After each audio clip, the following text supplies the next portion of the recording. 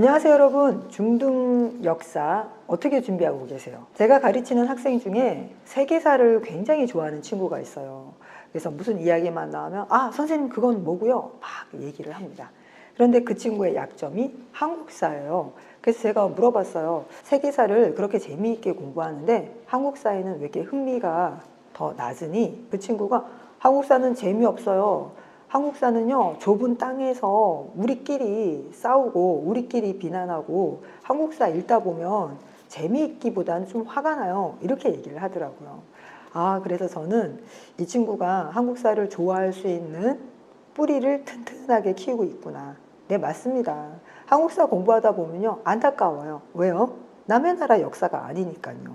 우리의 역사이고 우리의 이야기이다 보니까 거기서 정치가들끼리 서로 경쟁하고 외세의 침입에 고통스러워하는 모습이 편안하게 읽혀지지 않아요. 마치 내 이야기 같고 우리 조상들의 이야기 같아서 속상하죠. 왜 그때 대비를 못했지? 왜 저렇게 생각하고 판단하지? 예, 맞습니다. 세계사와 한국사가 벌써 이렇게 감정적으로 접근하는 깊이가 다르지 않을까 싶어요. 세계사는 마치 이야기처럼 읽을 수 있습니다. 어떤 면에서는 살짝 거리를 두고 읽으니까요. 그래서 저는 세계사보다 한국사를 조금 더 흥미 없어하는 그 친구가 한국사를 읽을 수 있는 커다란 뿌리를 벌써 키우고 있다고 생각해서 더욱더 그 친구와 즐겁게 공부를 합니다. 오늘 여러분에게 소개해드릴 문제집은요, 룩입니다. 중등 역사 1, 2로 되어 있어서요, 중학교 과정에서 배워야 할 역사가 전부 다 들어가 있습니다. 출판사는 미래 앤 에듀예요. 보시면 딱 표지부터가 상당히 세련되어 있지 않나요? 젊은 친구들, 요즘 10대 청소년들의 반짝이고 번뜩이는 감성을 표지에서부터 딱 캐치를 하고 있는 것 같아 좋습니다. 자, 가볍게 쉽게 이해하는 핵심 내용으로 쫙 정리가 되어 있어요. 역사의 주요 사건, 흐름을 정말 보기 쉽게 구조화해서 전달하고 있습니다.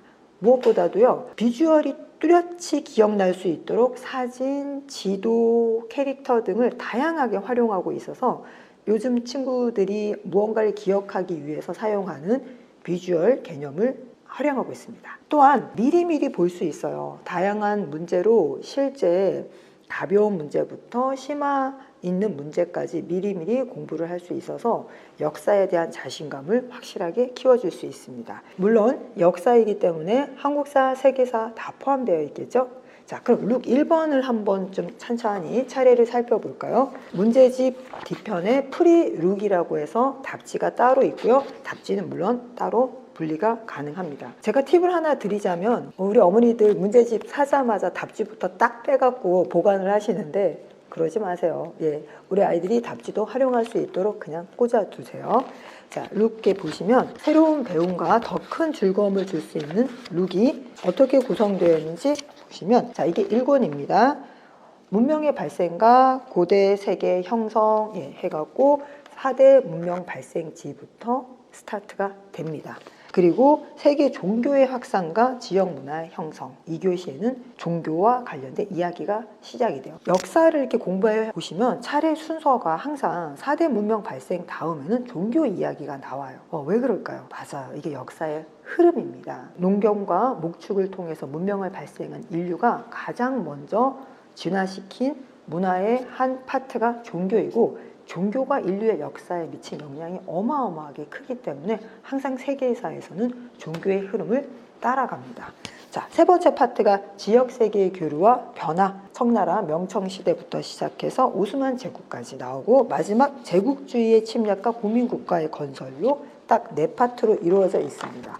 와우, 세계사가 정말 네 파트로 정리가 됩니다. 그렇기 때문에 요 중등 룩은요, 정말 굵직굵직한 사건, 그래서 점프해서 넘어갑니다. 미세하게 자세하게 설명하는 책이 아니라 굵직굵직한 사건으로 시원시원하게 넘어가기 때문에 중등 역사 룩 1 세계사는 이제 세계사에 조금 체계가 잡히고, 세계사라는 게 이게 전 세계를 망라하는 역사의 흐름이라는 개념이 잡힌 친구들이 보다 확실하게 흐름을 이해하고 굵직굵직한 이슈가 무엇인지 따라갈 수 있는 편리한 책입니다. 또한 책을 보시면 인류의 진화라고 해서 우리 학생들과 수업을 해보면요, 이런 그림이라든지 자세한 설명을 꼼꼼하게 읽어나가면서 수업을 진행을 하시거나 스스로 학습을 하면 편안하게 지식이 쌓입니다. 그리고 뒤에 넘겨보시면 이렇게 구석기 시대와 신석기 시대에서 주요 유물에 대한 사진이 생각보다 많이 실려 있어요.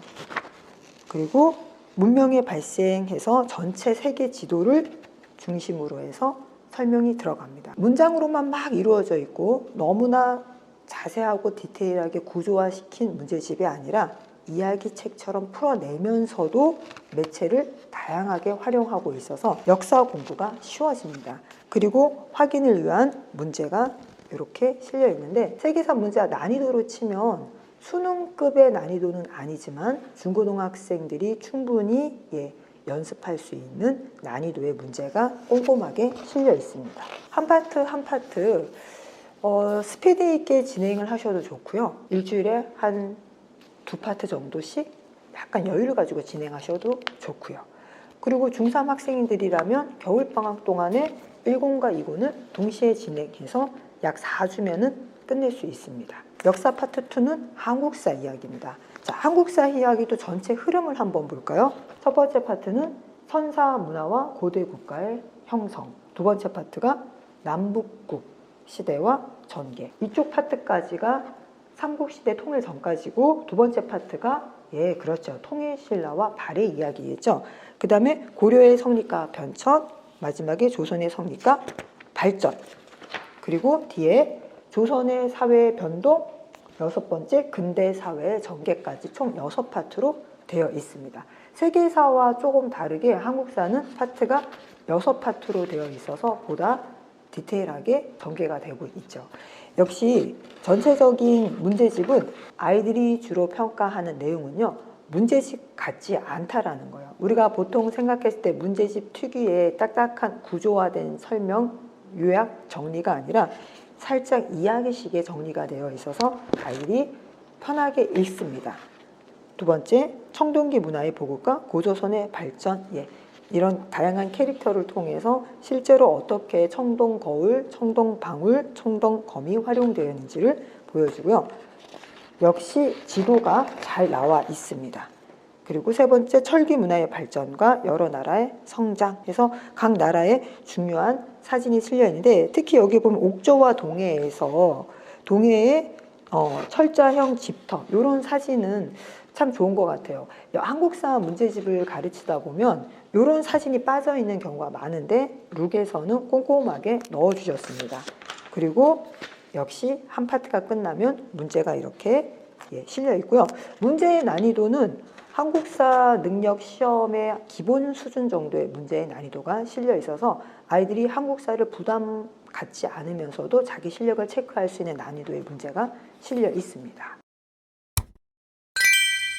자, 이제는 한국사, 세계사 따로 나누기보다는 역사에 통합되어 있죠. 그래서 우리 친구들이 세계사와 한국사를 보다 부담 없이 편안하게 학습할 수 있는 문제집, 미래엔의 중등 역사 룩입니다. 초등 6학년 1학기 맞이하는 친구들부터 시작해서 중학교 1학년 겨울방학 전까지의 친구들, 요 2년 사이에 있는 친구들이 편안하게 학습하면서 풀 수 있는 문제집, 미래엔의 룩입니다. 자, 여러분, 역사를 사랑하고 역사를 이해하는 민족이 미래를 개척하는 민족이겠죠. 지금까지 문제집 소개해드렸습니다. 여러분에게 도움이 되셨다면 좋아요와 구독 부탁드립니다. 감사합니다.